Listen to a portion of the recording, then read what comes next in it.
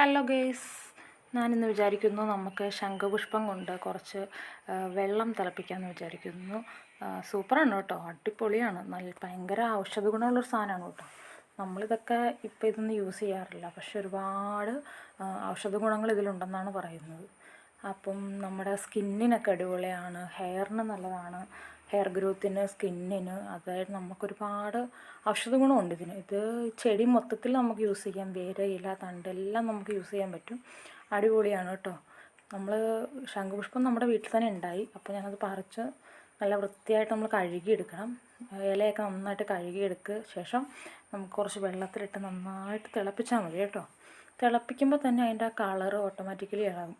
നല്ല ഭംഗിയാണ് അതിൻ്റെ കളറ് കാണാൻ വേണ്ടിയിട്ട്, നല്ല രസമാണ് കാണാൻ വേണ്ടിയിട്ട്. അപ്പം അത് തിളച്ച് ഇറങ്ങി വരുമ്പോഴത്തേക്കും അതിൻ്റെ കളറ് നിങ്ങൾ കണ്ടോ, അടിപൊളിയല്ലേ. കുടിച്ചാൽ അതിൽ സൂപ്പറാണ്.